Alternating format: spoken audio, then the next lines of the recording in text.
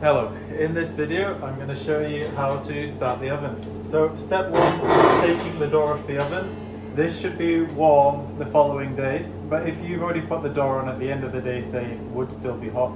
So always use caution. If the handle feels hot, use a tea towel to insulate your hand. First, we put the door behind the oven, and that's where it's going to stay the whole time we're open. The door will stay off the oven the whole time. Next step, dustpan and brush and the ash bucket from behind the oven. Now we get this peel and we're going to remove the ash from the previous day. This will probably take about 5 scoops to remove all the ash. You want the ash, if there's any whole bits of charcoal, you want to leave them in there because they're still unspent fuel. There's no point taking them out because they'll burn and create more heat. There's a metal tripod in the oven. You want to slide that gently and carefully, taking care not to damage the floor, over to the side so that you can access all of the ash.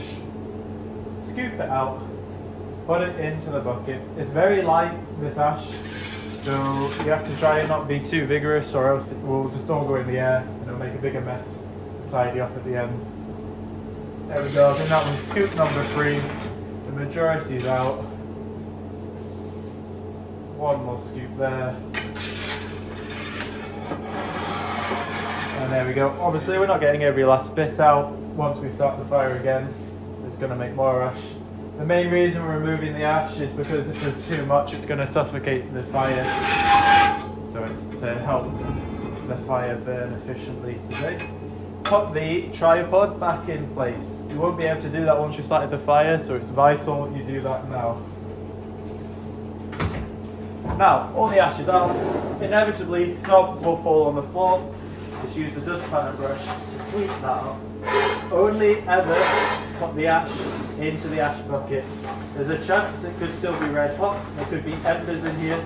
If you were to place this in a normal bin, you could cause a fire. So always in the ash bucket. This is a metal bucket, so it can't catch on fire. And the lid also creates somewhat of a seal, and that will extinguish any embers that might be in there. Put the bucket back where you found it, behind the oven. Now, starting the fire. We get a fire starter, just one, from this green box of warmer fire lighters. These aren't usual fire lighters, these are food safe eco-friendly fire lighters. No kerosene or unsafe chemicals, it's just wax and soaked wood.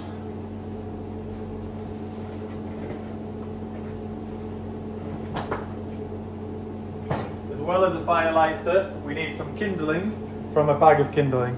So first we're going to place a fire lighter just inside the mouth of the oven. The floor of the oven is still going to be a few hundred degrees, as is this metal lip here. The floor you might be able to touch for a few seconds because it's not as good a conductor as metal, however it's still extremely hot and will burn your hand. This metal lip is extremely hot and metal is a very good conductor of heat, so if you touch that you'll get a very nasty burn.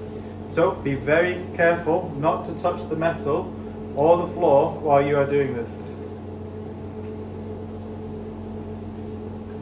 About 5 pieces of kindling will be enough. Basic principles of fire: you want to build a little square pyramid with lots of gaps so the oxygen can get in. Next, we've basically built a little mini wooden structure. We're now going to build a slightly bigger one with some small logs. So I'm going to place this behind my little structure. I'm going to put one to the side and another one to the side again. I'm going to look for some very little bits now to put on top. I want them to be little because these are going to be the first bits to catch on fire. Big bits won't catch on fire from a cold fire. So you need little bits to start with. Once the fire is established, you can put bigger logs on. The lighter's kept just under here. It should be as simple as lighting the fire lighter, and then that will get the whole fire going. The fire lighters are very flammable, so once they're lit, they should stay. So, I've built a little square, or at least I've built 3 parts of a square around my kindling and fire lighter. I'm going to put the fourth side of the square on now, I'm going to push it into the oven extremely carefully, not touching the floor or the metal. I'm going to try and keep the structure in the same shape. I'm going to move it towards the middle of the oven. Now, if you're confident and you can be careful, then you can rearrange this wood right now before the fire is started and it's not hot with your hand. But you can also use a metal peel if you feel it's too hot or you can't do it safely without touching any of the hot elements. So, the time is 3:30. This is the time you have to start the fire. It could get hot enough in an hour, but an hour and a half gives you plenty of time. So, we now put a few more bits of wood on. There's no exact science to this. I'm not going to tell you put 10 pieces or 20 pieces of wood on, because it's not about the number of pieces of wood, because every bit of wood is different density, different shape, different size, and the oven's different every day. Some days it will be hotter. On a Friday it will be very hot. On a Monday it will be coolest because it's not been running on Sunday. How we're going to tell when it's sufficiently hot is not by how much wood we put in or how long it's been burning. It's going to be by the oven going white on the top. So currently it's black. It's covered in ash. As the fire gets hot, it will burn off the ash and it will go white. So it's so hot it will go white. We want the whole dome to be white. What we'll see in about 20 or 30 minutes is a small white square.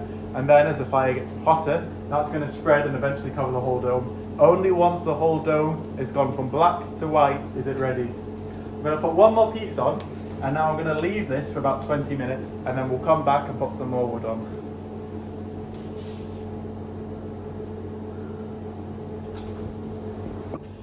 So, it's been 20 minutes. Let's see how the fire is getting on. It's a small fire at the moment. This is not going to be enough to heat the oven, but it's big enough now that we can put more logs in and it will get hot. You can see the top of the dome is completely black. It's not turned white at all, so it's nowhere near hot enough at the moment. Let me show you what we now need to do to ensure the oven is hot enough for 4:45. So that's when we need the oven to be hot enough, 10-15 minutes before we open. The reason for that is, at that time we'll move the fire to the side. As you can imagine, this fire has been on the middle of the floor where we're going to cook pizza for an hour at that point. That floor is going to be very hot, much too hot to cook pizza on. So we're going to move it to the side about 10 minutes before we might need to start cooking on it, so that the oven has time to equalize the temperature. Where that fire's been, like I said, is extremely hot. So we're going to move it at 10 to 5, quarter to 5, to make sure that it has time to cool down in the middle and not be so hot that it will burn the bottom of the pizza that we first put in the oven. So what I'm doing now is these bits of wood that have been in there for 20 minutes are well established on fire. So they're going to make the other bits of wood catch on fire very easily. So I can now forget about my little tripod and just build a good shape now that has lots of gaps so the oxygen can get in and set all this wood on fire. You don't want to waste all your precious little bits of wood that we don't always have that many of, because they're very useful for cooking. And right now, what we're trying to do is get as much heat as possible into the oven, so big bits are our friend. Just when we're starting the fire, we want little bits. You can see I'm putting quite a few big bits in now, probably about 6 to 8 bits of big wood I'm putting in. Right now, I'm basically just trying to create a really big fire that's going to create lots of heat in the oven.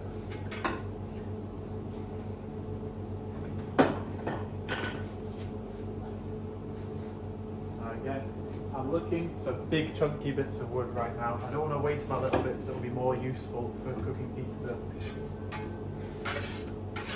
So I'm going to arrange this in a big structure with lots of gaps, and I'm basically just trying to start a big fire. You'll notice the fire is right in the middle and the back of the oven. That's because we're trying to heat the oven, not the flue. So I want that wood nice and far back inside the oven. So all this heat is stepped in the oven and is heating up the oven. There's no point having the fire here or just here, because all that heat's being wasted and it's going straight up the flue. So you want the fire nice and far back into the oven, where all that heat that we're creating is going to now go into the oven and heat it up. Think of the oven as like a battery. Right now we're charging it. We're putting energy into it, deep into it, that it's going to release over the night as we cook the pizza. We'll come and check on it in about 20 more minutes. So it's just gone 4 o'clock. At this point we want a nice strong fire, and we certainly want to see the roof starting to go white, which you can see there's a nice white circle there. That needs to be spread all the way across the dome by 4:45. So I'm now going to put more logs on.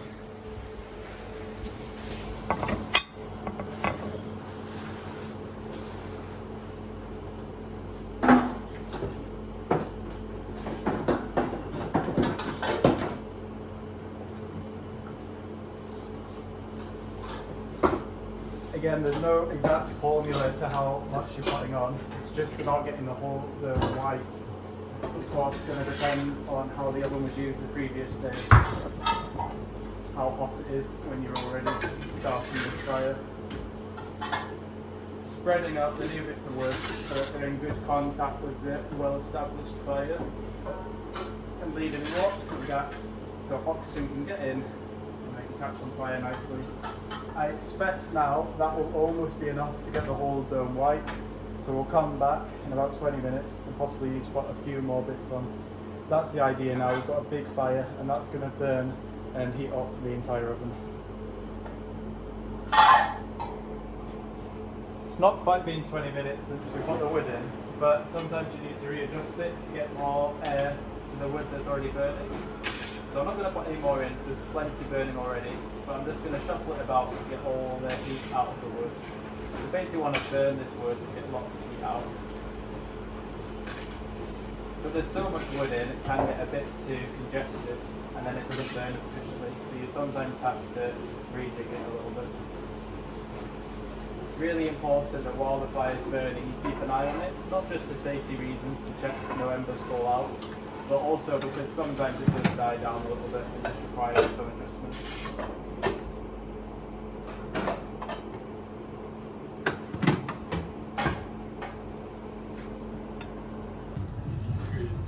So it's now 4:45. It's time to move the fire across. You can see most of it is just red hot embers, and that the dome has gone completely white all across. That's what we want. The fire now needs to move to the side so that we can cook pizza on the floor.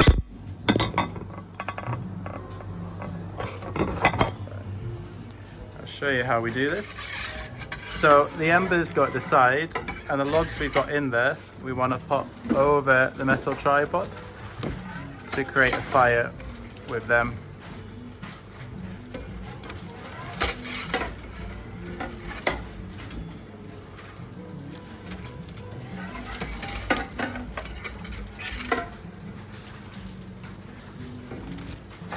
The logs on the tripod, embers all over to the side.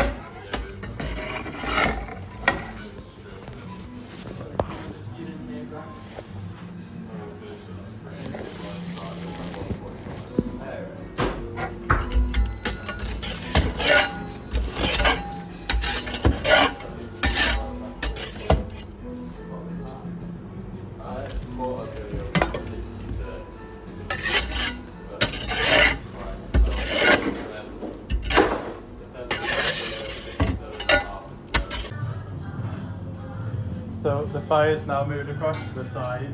It's a few minutes before 5 o'clock. So the last few steps we need to do is to remove all the embers and ash from the floor. So with a brush you can get the big embers across the side. These you obviously don't want to be on the floor because they get stuck in the pizza.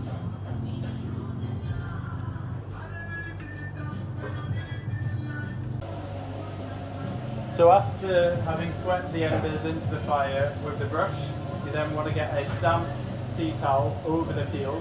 It's really important that it's damp but not dripping wet. As you can see, it's not so wet that it's dripping. If it was that wet, there's a chance that it can crack the floor because of the thermal shock. So it's really important the tea towel is only damp to the touch but not dripping wet. We then want to do it nice and quickly again. Don't stick cold towels on the floor for too long. So again, just to show you what I'm doing with the damp tea towel, moving it nice and quickly so that it's not really cold on one part of the floor for too long. And we're just moving over the entire floor just to get that ash off.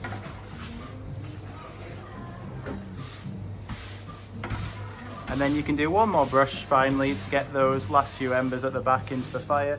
And now that's how it should look when we're ready to cook. The logs on the tripod, the embers behind, and the whole dome should be white.